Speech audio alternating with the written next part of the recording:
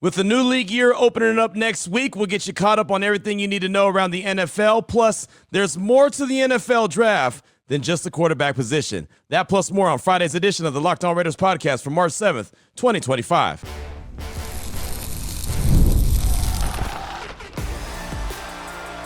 You are Locked On Raiders, your daily Las Vegas Raiders podcast. Part of the Locked On Podcast Network, your team every day. Welcome here, Raider Nation, to another edition of the Locked On Raiders podcast. Thank you so much for making the show your first listen of the day. We definitely appreciate you. You're catching the show wherever you find your favorite podcast. That's awesome. You're checking us out on the YouTube page. You know we appreciate that as well. Both sides growing in a major way each and every day, each and every month, each and every year. And that's because of you, Raider Nation. And on the YouTube side of things, because of my man Ari, who does a great job each and every day. We definitely appreciate him. We shout him out. He's on Twitter at Ari Produces. You can hit me up as well at your boy Q254. And if you want to be a part of the show, the Locked On Raider podcast voicemail line wide open like some old school TV antennas, 707-654-4693. We'll hear from you, Raider Nation, coming up in segment number 3 as we close out the show. A lot of feedback, calls, texts. We'll get as many in as possible. Can't guarantee we'll get them all in, but we'll get as many in as possible. Trust and believe that. Coming up in segment number 2, my guy Jordan Reid from ESPN, NFL draft analyst, had a post-combine draft conference call just the other day. Matter of fact, Wednesday afternoon. So was able to get a hold of that audio and want to bring that to you. And not about the quarterback position, but about the running backs, the wide receivers, right? The depth of the running back position. Also the trenches, the offensive line and defensive line. So you hear a few sound bites from Jordan Reid from ESPN, NFL draft analyst. Really good dude. You'll hear that coming up in segment number 2. Here in segment number 1, boy, we're going to take you around the league.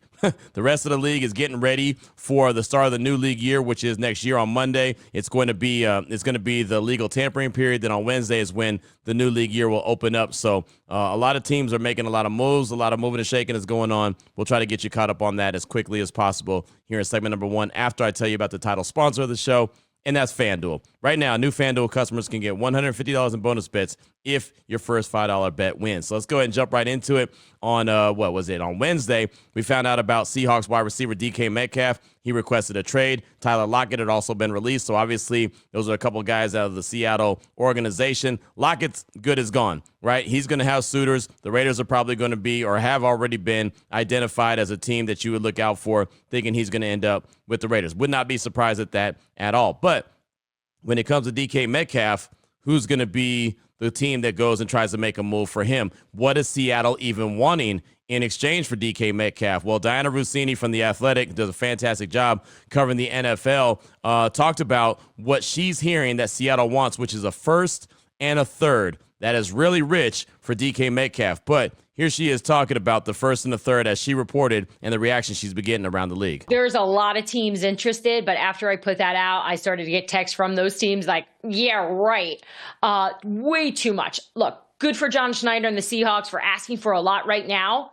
We all know that can change. That's just the starting asking price at this moment as they're trying to gauge, okay, what's the real interest here? How can we make this work? And then, there's always a scenario where they keep the player. That could always happen as well. My sense from the DK side to it, he obviously wants to get paid. He wants to play somewhere where it's warm. It was something I was told. Warm weather. He wants a more stable quarterback situation. So these are things that I think will play into some of the decisions here when we see if the Seahawks are able to really get what they want here for a player like DK, who, you look at those numbers, that's an A.J. Brown trade number, like we were just talking about. So I don't think they land on that. I just think that for right now, that's the asking price. And so we'll see if they lower that a little bit to move their top receiver. So you hear what Diana Rossini had to say, that as soon as she put out the first and the third round pick for DK Metcalf, teams that may be interested, and there are plenty of teams that are interested, said, yeah, right. That's not going to happen. And again, it's okay, right? You ask for a lot and then you settle at some point for something much less, right? First and a third, I wouldn't be interested at all. But I have heard from other people like Pat Kerwin from Sirius XM NFL, who's a longtime friend of Pete Carroll. Pete Carroll is kind of like his guy, said that he believes DK Metcalf could be had for a third. I kind of think it's somewhere in between, right? Somewhere in between a first and a third and a third. So probably a second. Should the Raiders have some interest, I think they should pick up the phone and definitely make a call, but not for a first and a third, knowing that you have to give up that draft capital plus get a big-time contract extension for DK Metcalf as well. That's something that Devontae Adams received when he was traded from Green Bay to the Silver and Black. So I don't think that would be smart for the Raiders to go in all the way like that, but definitely pick up the phone and see what it would take to pick up DK Metcalf. But that was the latest and the greatest when it came from Diana Rossini on what Seattle's looking for DK. We also found out on Thursday that the Bengals have allowed Trey Hendrickson. They've been giving him the permission to go out and seek a trade. He's a guy that is looking for a contract extension. They already are going to be knee-deep in contract conversations with their wide receiver, Jamar Chase. They've already hit the franchise tag with wide receiver T. Higgins. So clearly they're trying to win by way of offense. They released their guard, Alex Kappa. That's the one that the Raiders picked up on a 2-year deal on Wednesday. But now, all of a sudden, Trey Hendrickson, who led the league in sacks in 2024, they're allowing him to seek a trade. Now, he's 31 years old, so he's much older than Max Crosby is, who's only 27 right now. But he's a guy that could be had out on the open market by way of trade as well. So I'm just so glad that the Raiders aren't in that position where all of a sudden the conversation is, well, contract negotiations are dragging with Max Crosby, and at some point he's going to ask for a trade. I'm so glad that is behind the Raiders. They put that best foot forward. And again, it goes back to the conversation we had on Thursday's show about a team being serious, making serious decisions. That's what the Silver and Black are doing. Also, how about this one? The Jacksonville Jaguars, just a few months after their owner, Shad Khan, said that he had their best team ever. Like, this is the best roster we've ever had. Like, he was bragging about that when they were talking about moving on from Doug Peterson and eventually moving on from GM Trent Baalke, which they did do both. He's making these moves. The organization, now led by Liam Cohen, the head coach there, comes over from the Tampa Bay Buccaneers. On Thursday, we found out that they traded Christian Kirk, the wide receiver, to Houston. They were going to release him, but they found a trade partner, so they're trading him to Houston. Obviously, none of these could be official till next week, to the new league year. They're going to release tight end Evan Ingram. They're going to release wide receiver Devin Duvernay. They're going to release wide receiver Josh Reynolds, and they're going to release cornerback Ronald Darby, and their center Mitch Morse. Oh, he retired as well, to add put a cherry on top, a little insult to injury. All those guys are on their way out of the organization. This is just a few months after saying how tight the roster was. Obviously, the new powers that be, the new head coach and GM are like, yeah, thanks, but no thanks. This is not what we signed up for. So you want to talk about a big change there in Jacksonville. And we never look at Jacksonville as that team that's all of a sudden going to be the end-all, be-all anyway. But, man, they spent a lot of free agency money to get all those guys that I just mentioned into the organization. Now, just a couple seasons later, they're showing them the door on their way out of the organization. One more little note I had for segment number 1 of today's Locked On Raiders podcast. This is a little bit longer of a soundbite. Eric Galko, Director of Football Operations, Player Personnel for the Shrine Bowl. Been rocking with him for a very long time. He does a very good job with the Shrine Bowl. He's been around the NFL for a very long time, has great relationships.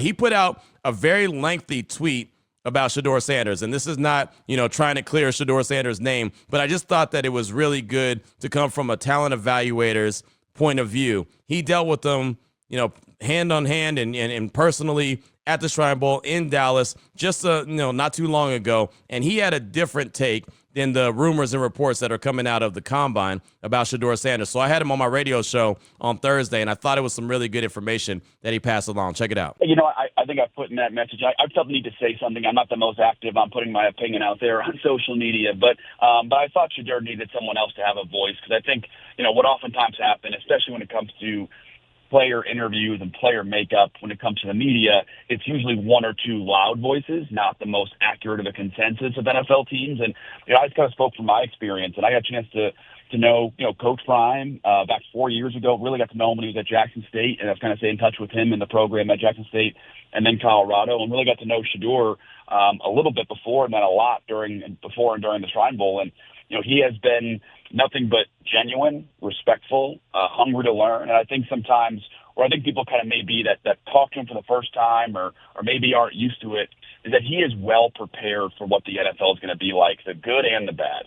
And nothing's going to surprise him. And I think the way he speaks, he's able to convey that he knows what the NFL is like. He knows that it's important, the culture he's in, the teammates around. A lot of guys go through the draft process and they're naive in a great way, in a hungry way. I'll do whatever it takes to win a Super Bowl.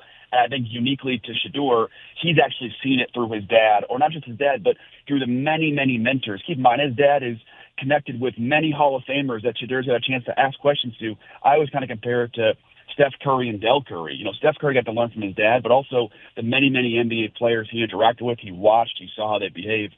Same thing for Shedeur. So I think his confidence comes from a genuine understanding and appreciation of what life's like going to be in the NFL. And I think it's disarming at first to be like, why is this guy not more scared or more worried? And I think Shedeur has a lot of self-confidence, but also a lot of perspective to know that, hey, he knows what he can control and he can do as a player, and that's going to super well in the NFL. And I'll end that by saying, the Titans head coach and GM, the Cleveland Browns head coach and GM, the New York Giants head coach and GM were all in full force at the Shrine Bowl, and I heard nothing but positive reviews from people at every organization about who he was, how surprising it was, how he interviewed in an impressive way, and how put together he is. And certainly his confidence maybe won't be for every quarterback coach or every kind of individual people too, but I think the more you get to know him, the more you're like, man, this guy understands the NFL in a way that most prospects, maybe any prospect in the last 5 years, really can appreciate. And one thing that stood out to me about your tweet, and it was a great one, again, I referenced it yesterday here on the show, you also talked about his interaction with the patients and asking questions, trying to get to know them, and how that stood out to you. Yeah, it's really impressive because I think he's also extremely self-aware, and sometimes people think he's talking in the media because he just wants to and he's bored. And I think he recognizes that he has a voice, and people, when he says something or when he does something, it really can have an impact. And he had a scheduled press conference, which, as an additional, he didn't have to do, but everybody wanted to talk to Shedeur Sanders, and he said, sure, I'll do a press conference for 10 minutes. Ended up being 20 minutes. He didn't mind. But before then, he said, hey, I want to make sure that I can speak well about what the hospital does and what the mission is. And again, no one asked him to do that. It wasn't his dad. He just kind of pulled me aside and asked that question too. And I think that kind of shows that he knows who his character is. But honestly, he does that all the time. Press conferences, mentions his receivers, mentions his brother, mentions his teammates. Even on social media, at the Shrine Bowl, he's quote tweeting a great play by a Montana State guard. He didn't know that guy. At the NFL Combine, he defended Will Howard on social media. He has no ties to Will Howard. So he does things like this because that's just who he is as a person, and I think people should maybe appreciate the small things he does because that's what really matters. I know that was lengthy, but again, I just thought that was some good information because we're hearing all these reports about Shedeur from anonymous people. Eric Galko had his name on it. Not only did he put it out there on Twitter, a very lengthy text, but then, to join the show and then talk about it and break it down and share his experiences with Shedeur, I thought it was just worth hearing. You don't have to listen to it. You don't have to believe him, but I just thought that it was worth hearing as opposed to me just saying, hey, there's a lot of people, including Eric Galko, who are out there who think that this guy was A1 since day one. So just thought that I'd let you hear that from him, and you can get your own judgment and base your own judgment off of that. But as I mentioned, there's more to the draft than just the quarterback position. Coming up in segment number 2, Jordan Reid, NFL draft analyst. He had his post-combine conference call, and I got some sound bites that have to do with the running backs, wide receivers, the trenches, and more. You'll hear that in segment number 2 of today's Locked On Raiders podcast. Before we get to that, though, I do want to tell you about the title sponsor of the show, and that's FanDuel. When the game tips off, the NBA action is just getting started. There's no better place to get in on the action than FanDuel. It's America's #1 sportsbook. And with FanDuel, you can place live bets throughout the game. So even if you missed the opening tip-off or want to bet on a fourth quarter comeback, you can stay in the action. Speaking of comebacks, not just fourth quarter comebacks, how about the Warriors? They were down 22-5 early in the game against the Brooklyn Nets on Thursday, only to come back and get the dub. They're now 10-1 since acquiring Jimmy Butler. Steph Curry goes for another 40-piece. Just, man, you want to talk about new juice added to that team. Jimmy Butler has provided that for the Golden State Warriors. So if you're looking for a bigger payout, you can combine your live bets into a same-game parlay. And right now, new FanDuel customers can get $150 in bonus bets if your first $5 bet wins. Visit FanDuel.com to join today. That's FanDuel.com for your shot at $150 in bonus bets. Make every moment more with FanDuel, the official sports betting partner of the NBA. All right, Raider Nation, here we go. Segment number 2 of today's Locked On Raiders podcast. Want to get into some of the breakdowns, the sound bites from draft analyst from ESPN, Jordan Reid. He had his post-combine conference call on Wednesday. We're able to collect the sound from it and bring a few of the breakdowns to it because, the draft is what the conversations are all about leading up to the end of April. And I know it's still early March, but, man, it'll be here before you know it. Trust and believe that. So, got some sound from Jordan Reid on what the Raiders are doing, his latest mock draft. He had the Raiders taking Ashton Genty at number 6. He had the quarterbacks, Cam Ward going 1 to Tennessee, Shedeur Sanders going number 2 to the Cleveland Browns. So with that being said, let's start off at number 6. Here's Jordan Reid talking about Ashton Jeanty at 6 for the Raiders and if he considered any other position. Well, they have to find a quarterback to get them the ball. But, I mean, as far as just their skill set, the Raiders are at a point now where I don't think they need to rush getting the quarterback in there. And just like what they did last year with Bowers, just let the board fall to them and just take the best player available. So that's why I had Jeanty going there. But I think they're going to be heavy into the veteran quarterback market, especially, Gardner Minshew now being gone. They have a huge void at the quarterback spot, whether it's bringing in Justin Fields or Russell Wilson or somebody like that. I expect them to be heavy into the veteran market. But, starting your offense with Jeanty and then Brock Bowers, that gives you two dynamic and explosive weapons. So there's the explanation for Ashton Jeanty at number 6. And, he kind of talks about Brock Bowers, getting him a year ago. Obviously, the quarterback is still a position that the Raiders need. Every time I talk about the Raiders to anyone, they always say, well, what are they going to do at quarterback? Like, collecting really good players like Ashton Jeanty is a great idea. But at some point, you've got to have the quarterback position. That's why, obviously, Raider Nation talks about the quarterback. That's why I talk about the quarterback so much. At some point, they've got to get that right. So to double down on him taking Ashton Jeanty at number 6, if they decide not to go that direction, what direction does Jordan Reid think that they would go? For the Raiders, you can list their needs as all of the above. They have so many needs on the roster right now. But if they do pass on Jeanty, I could see them going cornerback. I definitely think that's the area that they could look to address. They could go quarterback as well. Shedeur Sanders is there for them at number 6 overall. They could look to add to the offensive line or even the defensive line as well. So this really isn't a team that really needs to lock in on one position. They just really allow the board to fall to them. But I had them taking Jeanty just because just take a best player available approach, just like what they did with Brock Bowers last year. And we saw them end up with a blue chip type of talent. He went on to have a heck of a year last year. And then with Jeanty, I think he could have a similar type of impact on that offense. Of course, they have to get quarterback figured out, but I think they're going to look to bring in a veteran, whether it's Justin Fields, Russell Wilson, Sam Darnold, somebody like that.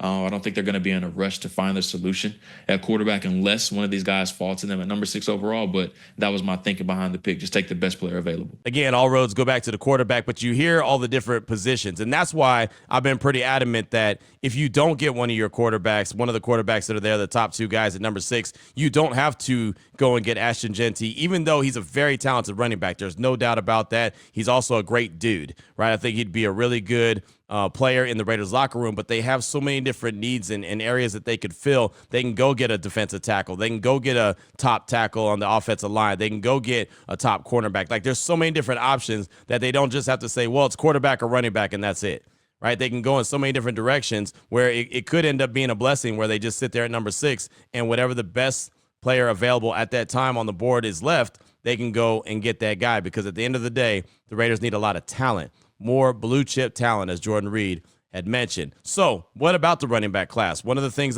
I've said about it is it's very deep. So he was asked a question about the running back class and how it compares to other running back classes in recent memory. I think it's very similar to what we saw in 2017. And if you remember, that was the Leonard Fournette, Christian McCaffrey, Joe Mixon was in that group, Dalvin Cook as well, and Alvin Kamara. Now, it's not as star-studded at the top, in my opinion. We don't have a McCaffrey or Leonard Fournette at the time, the type of prospect that they were, but that was the last time this century that 30 running backs were drafted in the first round. So I have 32 draftable grades at running back right now, so I think we could get over 30 drafted this year. So that just goes to show you how deep this running back class is.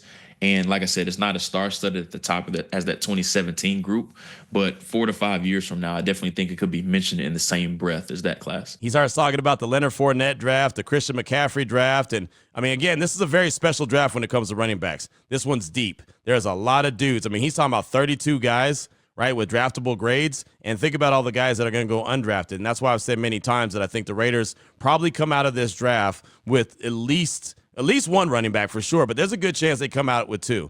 And there's plenty of different guys. There's plenty of different flavors of running backs, plenty of different styles. You want a guy that's, the power back. You want a guy that's the fast back. You want both. You can get all those guys. All those backs are available. And the funny thing is we talk about Ashton Jeanty, Omarion Hampton from North Carolina. Not enough people are talking about him. Not enough fans, I should say, are talking about him because, well, coming out of the scouting combine, and take it for what it's worth, there's evaluators that actually have Omarion Hampton ranked higher than Ashton Genty. So was Jordan Reid surprised that that's going on? Well, no, it's not surprising. And yes, a lot of teams have said that they have similar grades on Genty and then as well as Hampton, just because it really just depends on the type of runner that you like. They're very similar stylistically as far as how they win, the contact balance that they play with. Genty's a much better receiver, in my opinion, just because that's what he played prior to his time at Boise. But that's not to say that Hampton can't catch the ball out of the backfield. They just didn't really use him in that facet.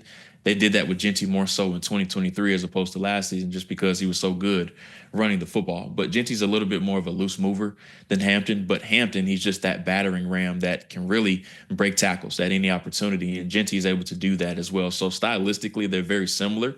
It's just a matter of which type of running back that you like. And Hampton is much bigger than Genty as well. Genty is about 5'8" or 5'9". Hampton is right around 6 foot, 220 pounds. So not a surprise for Jordan Reid. He gives the explanation why. And again, it's picking the flavor of Kool-Aid that you prefer, right? Some people like grape, some people like red, some people like me like Purple Saurus Rex. Yeah, I was that guy, Purple Saurus Rex. Big fan of that one. So it doesn't really matter, right? There's so many different great flavors to choose from. You really can't go wrong. But a lot of teams have Omarion Hampton ranked higher than Ashton Genty. And I'll say this, regardless of how many teams have him ranked higher, I believe both guys are first-round running backs, right? They'll be picked in the first round of the 2025 draft. But there are other positions besides the wide receiver or besides the running back and the quarterback, and I guess I just gave it away, the wide receiver, right? It's not like last year's wide receiver class where you had Malik Neighbors, you had Marvin Harrison Jr., you have Rome Odunze, you had all these dudes in the top 10 going at the wide receiver position. It's a lot different than that this year. So Jordan Reid was asked about the depth of the wide receiver class and when he expects there to be a run on the wide receiver position. Yeah, I think the depth is good in the second and the third round. There's a bit of a drop-off after that, in my opinion. And like I mentioned to somebody a little bit earlier, there's not that marquee name in this year's draft at receiver, in my opinion, like we've had in last year's. There's no Marvin Harrison Jr. or Malik Neighbors or Rome Odunze inside of the top 10. I don't even know if we're going to get a receiver in the top 10 this year, in my honest opinion. But the depth more so is in the second and the third round of this year's draft. And I'm looking like guys I had like projected to the Ravens in the second round. Elick Ayomaner out of Stanford, he's definitely a name that's in that second round mix. Jaden Higgins out of Iowa State is another name that NFL teams are really hot on. Jalen Noel, his teammate, is another name that a lot of NFL teams are hot on. Trey Harris out of Ole Miss is another name that I think could go in that second or third round range as well. So I think we're going to see a lot of receivers come off of the board more so in the second or the third round. So he's really looking like day two is when the wide receivers are going to be going off the board. And again, it's not that deep wide receiver class. So when you think about it, you think about free agency. You know, you got a guy like Devontae Adams. You got a guy like Stephon Diggs. Those guys are available. Amari Cooper, he's available. You got Godwin, Chris Godwin, he's available. All these guys have warts, though. Devontae is older, right? Godwin's coming off an injury. Diggs is coming off an injury. Cooper's getting a little bit older, got the dropsies a little bit, right? There's guys like DK Metcalf, right? That might make him even more desirable because he's still at the younger age. He's still a big-time playmaker, but you have to trade for him. Tyler Lockett, right? He was just released by Seattle. So, again, when you look at the depth of the wide receiver in the draft class, it might make those guys that I just mentioned that are veterans, free agents, might make those guys look even more attractive. Just got a couple more for you here in segment number 2 of today's Locked On Raiders podcast. How about this one? Michigan guys, Mason Graham, the big defensive tackle, and his teammate Donovan Edwards. Jordan Reid was asked about Mason Graham, the weight that he came in. It was much lower than what Michigan had listed throughout the course of the year for Mason Graham. And then his teammate Donovan Edwards had a pretty good workout at the scouting combine. So how could things change? So here's Jordan Reid speaking on the weight of Mason Graham and the workout of teammate Donovan Edwards. Yeah, that definitely was one of the biggest surprises of the combine for me. I think Michigan listed him at 320 pounds and he came in at 296. So that's one of those things that definitely make you go, whoa. But I think he's one of the 3 blue chip prospects in this year's draft class, along with Travis Hunter and then also Abdul Carter. So the weight doesn't really mean a whole bunch to me just because I think he's going to get it back up for pro day. And I don't know the exact date I don't have here in front of me, but I wouldn't be shocked if he gets, 305 to 310 range when he weighs in at pro day, which makes you much more comfortable selecting him inside of the top 5. I believe I had him going to Jacksonville at number 5 overall, which I think would be a really good spot for him. And then with Donovan, he's somebody, it seems like he's been at Michigan forever. He's played wide receiver. He's played running back. There's so many different positions that he's been able to play in their scheme there. And he's one of those dudes that really was a foundational piece for Jim Harbaugh when he was there, and we saw what he was able to do in the national title game. Didn't have the year that he wanted to last year, in my opinion, just because the offense struggled as a whole, especially in the passing game.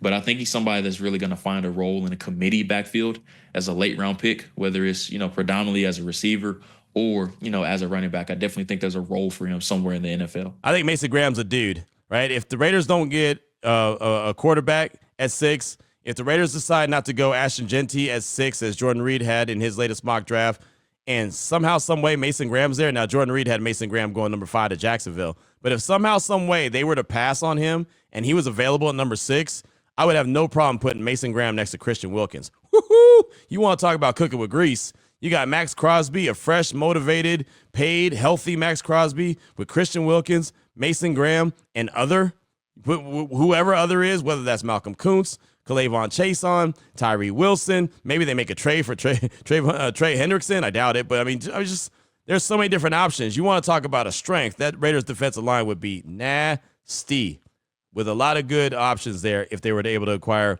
a Mason Graham there to pair up next to Christian Wilkins and just solidify that defensive tackle position. And remember, when Pete Carroll and they were cooking in Seattle, right, when they had the Legion of Boom, they had that nasty defense. Remember where it all started.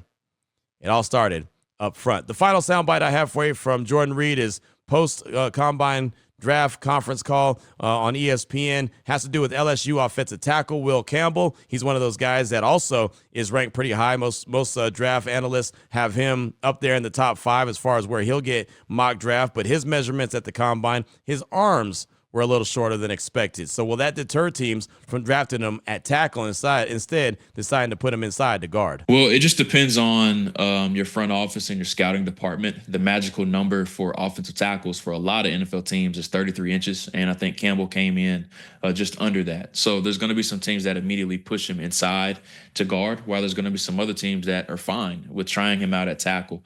But I've always had the belief of if a guy has predominantly played tackle and has success at tackle, you can try him out at tackle and allow him to show you that he's not capable of doing it on the NFL level before you slide him inside. But also it could be a potential thing.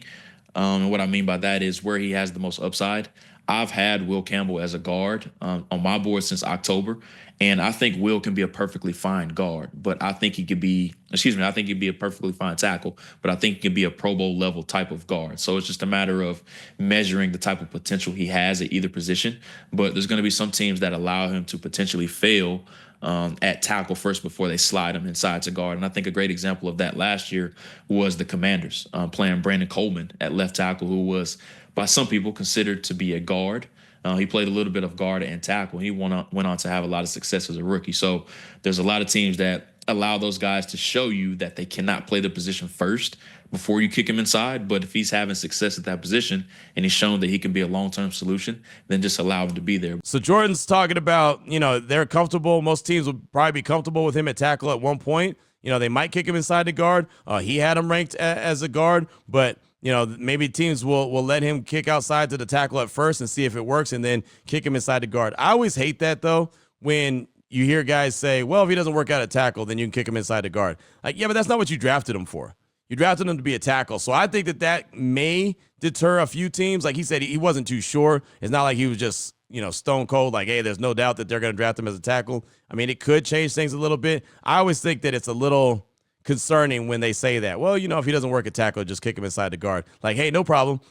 Right? And I get it. I get the inside, the move to the inside could help these guys out a little bit. But I think if I'm drafting a guy to be a tackle, I really, truly want him to be a tackle. But I thought that was some good stuff to bring to the table from Jordan Reid. Again, talking about, just about, the big-time positions coming up in this draft that aren't the quarterback position. Because, again, we have so many conversations about the quarterback, and we'll have so many conversations about the quarterback, not only from me, but also from you, as we hear from you next. 707-654-4693. It's the Locked On Raider Podcast voicemail line.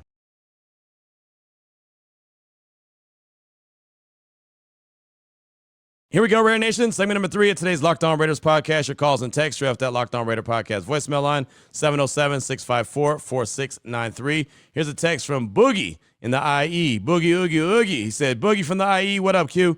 I think you got to do whatever you need to do to get Shador. If we're trading up, then I prefer not to trade any more capital to get DK. Build through the draft. Use free agency to solidify a few positions like the O-line, the D-line. Trey Harris from Ole Miss. I hope we can get him in the draft, but appreciate all you do. Listen to you daily. That's Boogie in the IE. And, that was my thing when especially after the Stafford, not debacle, but the Stafford situation obviously came to fruition for the Rams. It did not come to fruition for the Giants or the Raiders. I just said, look, if Cam Ward's your guy, if Shedeur Sanders is your guy, just go trade up and go get him. If you got to go up to number one, if you like Cam Ward, the only way to get him is to get to number one. If you think that, Shedeur is your guy and he might go number one, you got to get up to number one. Just go trade him. Just go trade to go up there. But again, that means that the Raiders are in love with one of those guys and believe they could be the franchise quarterback. If not, then please don't do that.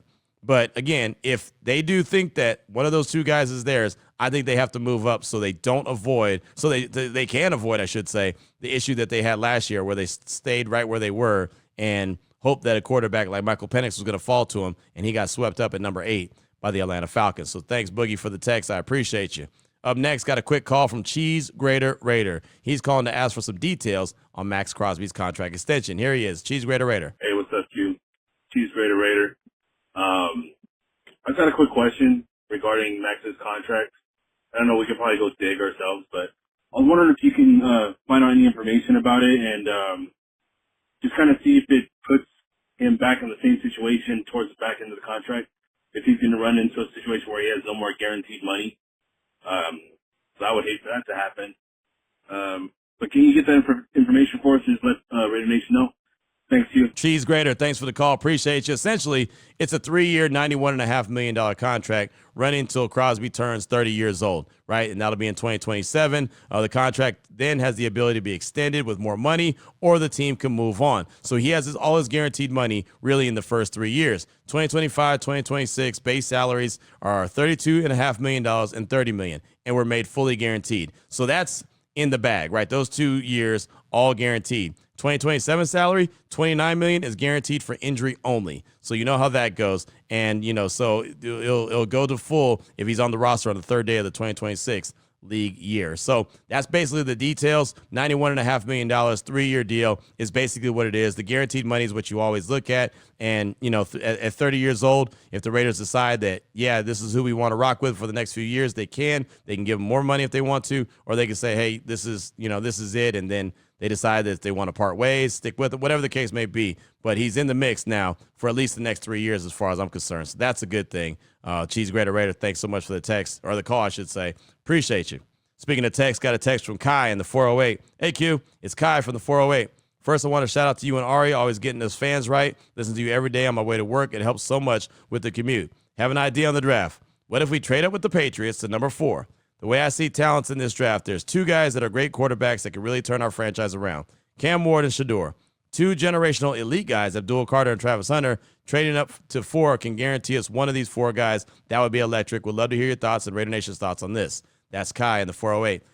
Now, one, you got to get the Patriots to want to trade because they probably know the same thing, right? So, but that's not a bad way of thinking about it. If you trade up to number 4, you're guaranteed to get a really good player. Either you're going to get one of the top 2 quarterbacks in Cam Ward or Shedeur, or you're going to get one of those players that you mentioned, Abdul Carter or Travis Hunter. All those players are really good as far as I'm concerned. Now, again, how do the Patriots feel?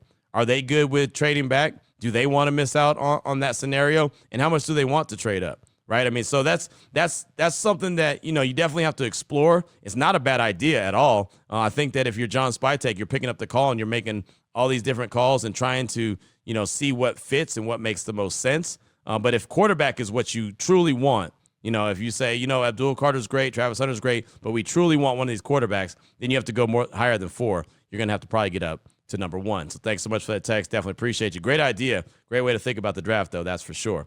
Up next, got a call from O-Town David. He's calling to talk about the quarterback position, what he feels, how the team might be thinking at the top of the draft at number 6. Here's O-Town David. Hey, Q. Hey, Raider Nation. What's up? This is your boy, O-Town David. It's been a minute since I called, but I got some things on my chest that I'd like to get off my chest and actually put this out there for Raider Nation to think about it, talk about it, and you as well, Q. So here's my idea on the whole quarterback situation. I know that we were trying really hard to get Stafford, which I would have been on board with for sure. I know you thought, Q, that Stafford was a short-term fix, and I'm not so sure why you thought that. I know you always compared Stafford and Carr almost being the same. I don't really feel that way. I definitely feel like Stafford was a better quarterback. I don't think that Derek Carr could have gone from the Lions to the Rams and won a Super Bowl in his first year. I just don't think he's that caliber of a quarterback. I appreciate what he did for 9 years with us and brought some stability to the position like you've talked about a bunch of times, but I definitely feel like Stafford was better. At 37, I think for 3 or 4 years, he could have been our quarterback. With that being said, maybe the Raiders aren't interested in taking Shador at 6 or any quarterback at 6. And the reason why I say that is, why were they pressing so hard to get Stafford? If they were going to pay him that money and stuff, why would you draft Shador and then sit him behind Stafford? If you're going to pay him all that money, that just doesn't seem like it makes sense for me. So I think maybe the Raiders have another plan that we don't know about as far as who they're going to draft at 6. We know that we have holes in the team. Offensive line could use some work, and like everybody mentions, and yourself included, we need depth all over the place. So our starters aren't too bad, but we got a lot of holes to fill. So anyways, that's just my idea on all that. I don't follow college a whole lot, so I just want to win. I just want to get a quarterback that's going to help us win. And I know Aiden has done that before, and maybe we're going to run it back with him. And I obviously, I want the kid to succeed. I want him to do well. And maybe, if we build an offensive line around him that can protect him, like you mentioned, car insurance, like Derek wasn't the most mobile guy. Well, neither is Aiden. But if he's got a line in front of him, we know that he can make the plays. We know that we can win games with Aiden. So I don't know. I feel confident with him being our quarterback going forward for this year if we can kind of bolster the rest of the team around him. So just my take. I don't know what everybody else is feeling on that, but that's that. Thanks for what you do for us, Q. And you guys have a good rest of your week. All right. Thanks. O-Town Dave out. Thank you for the call. Appreciate that. As far as Stafford goes, I mean, he's 37. He's had a bunch of injury history. So to me, he was a guy that probably would have been a 2-year fix at the best. But after that, what's next, right? And I agree with you. You get Stafford, you probably aren't drafting Shador or Cam, but maybe a guy much later on, right? Maybe a guy like a Will Howard, maybe a guy like a Jalen Milroe, maybe a guy like even a Jackson Dart, because you'd feel more comfortable with those guys sitting. I always thought Stafford and Carr were equal, but I also gave Stafford his props after he went to L.A. and won the Super Bowl, right? I mean, he wasn't doing any winning in Detroit. Carr wasn't doing any winning with the Raiders, right? He just wasn't. But they were putting up numbers as far as yards and this, that, and the third, but they weren't winning. And ultimately, quarterbacks are judged by winning. So he went to L.A. and proved to be a winner. And when he made some of those passes that Jared Goff clearly couldn't make when he was in L.A., that's when I was like, okay, yeah, Stafford is definitely better than Derek Carr. And that was on me. But I've said that, quite a while ago after I saw it right in front of me, like, okay, that's the reason why they went and made the move for Matt Stafford. So that makes a lot of sense. I also think, to your point, if the Raiders are going hard after a quarterback or a vet or a rookie, they also realize that Aiden's not the guy, right? He can compete. He'll be, I think they realize that they need an upgrade at the position. So, yeah, they have a plan. We don't know what it is, but it seems like they definitely have a plan. And we'll see what that is sooner rather than later. But thank you so much, O-Town David, for that call. I do appreciate you. I think we got time for one more. How about this text from PK Raider? Hey, Q, PK Raider here, reporting out of Oakland, California. Been a minute since I tapped in with you. Chiming in on the Raiders quarterback situation. Shador is our guy. If Al Davis was still alive, he'd want someone with his confidence and swag. He'd make an excellent leader for our squad. I think we really need that right now. We haven't had a quarterback like that leading our staff since Carr. I think that with the mentorship of his dad, Tom Brady, and our new coaching staff, that he can be that dude. Him holding the ball too long is an easy fix. Anyway, it's just my thoughts. Raider Nation for life. That's PK Raider. I've said it, and I'll just say it real quickly. I think he's actually going to be a better pro than he was in college, and I thought he was really good in college. Right, but I think that with a better offensive line protecting him, with a better run game, and I believe the Raiders will have that better run game, I think that he has an opportunity to be a lot better. And he's already kind of grown up in a pro-style system under Pat Shurmur there in Colorado. Knows how to get the ball his hands quickly. I think that will bode well in Chip Kelly's offense. Right, he doesn't have to be the most athletic dude. He's not the guy that's going to be running around the yard, but he still has enough ability to make things happen. So I think that in Chip Kelly's offense, he would work really well. But that's just me. Thanks so much for that. I do appreciate you. Let's get one more quick call in. Jacob from Wilmington, North Carolina. I've been talking about him for a couple days, so I want to make sure I get this call in. He's calling to talk about something that he says is grinding his gears, and he's ready to piss off Raider Nation. Those are his words, not mine. Here he is, Jacob from Wilmington, North Carolina. Hey, Q. Hey, Ari. This is Jacob from Wilmington, North Carolina. I'm about to piss so many Raiders fans off, and I hate to say it, but I'm going to do it. All right. There's something that's grinding my gears, Raider Nation.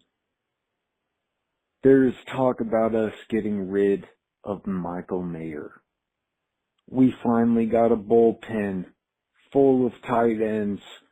We got one area like, yo, that area is good. And we're working on our defensive line, like, for real. And, like, I like how we are progressing as a team. But when I hear this trade talk of Michael Mayer, I hate it. I hate it so much. And this is going to be the part that's going to, like, make a lot of people upset. We just paid this offensive coordinator, Chip Kelly, right? Chip Kelly, we paid him like $6 million. I mean, that's big time money. That's big league money. If we don't get a quarterback, and we're paying this offensive coordinator big time money, and I want him to do big time things with the quarterbacks we got right now. I don't want no ifs, ands, or buts.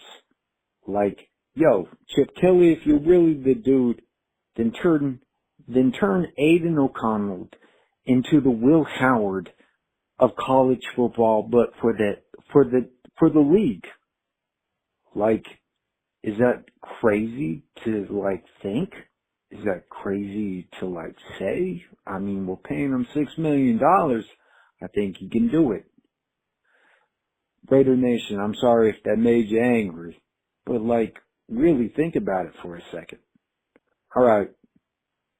Sorry, everybody, but just win, baby. Jacob, thanks for the call. Appreciate you. I'm still waiting for the part that's going to piss off Raider Nation or me, right? Trading Mayer. I mean, yeah, I'm not a fan of it, but I get it, right? I do. And that might be by his request. That might be by this staff's, thoughts, just because they're not the ones that drafted him. He hasn't done anything really. Last year, of course, he stepped away from the team for a while. The year before that, he really never got going under Josh McDaniels. So, I mean, there's that. Paying Kelly a lot of money to create something with the quarterbacks you have. I mean, I don't think that should piss off anyone. He's making $6 million a year. D'Amico Ryans is the head coach of the Texans, is only making $4 million, right? So, I mean, we'll see. I'm not saying that he's going to all of a sudden turn Aiden O'Connell into the next best quarterback out there, but I did see a report that Aiden O'Connell's been watching a lot of film with Tom Brady at the Raiders facility. I think that's a great step. There's one thing I can say about Aiden O'Connell. He's going to work hard. He's definitely going to go out there and compete, but is he good enough to make it happen? Well, we'll find out sooner rather than later. As I've mentioned many times, and I know everyone doesn't like to hear it, Aiden O'Connell will be part of the competition until he's not. And the only one time he won't be part of the competition is when he's no longer on the roster, right? So, I think that the Raiders need to upgrade at that position. I think by their actions, they've shown that they need an upgrade. Talking about Matt Stafford, talking about, possibly Sam Darnold, looking at other guys. Like, I just think with them looking at other quarterbacks, it kind of lets you know that they feel like they need to upgrade at the position. But I know and I feel comfortable that Aiden O'Connell's definitely going to do everything he can to try to earn that spot. So, Jacob, I don't think you pissed off anyone. I guess that's the goal was trying to make him mad, but I don't think you did. So, all right, there's that. But I do appreciate the call. There's no doubt. Got a text from Dex and Don Pedro Cali, a call from John Rader Ivy from San Marcos, Texas. We'll get that on Monday. Plus, we'll get you ready for free agency. We'll take a look at who outside of the Raiders organization they may be looking at as the legal tampering period will begin on Monday. And then, who inside the organization, who is somebody on the Raiders staff or on the Raiders roster that is going to be a free agent that they might want to hold on to and make sure that they get signed so another team doesn't take them away. We'll definitely deep dive into that on Monday. We'll catch you up on all things news and notes, and trust and believe there'll be plenty between today and also on Monday, all over the weekend. I'm sure there'll be plenty of news and notes, and of course, we'll get back to your calls and texts at 707-654-4693. So until Monday, Raider Nation, have a fantastic weekend. Appreciate you as always. Shout out to my man Ari, does a fantastic job. And as always, Raider Nation, take care of yourself, take care of your family, love on your family. Most importantly, as always, just win, baby.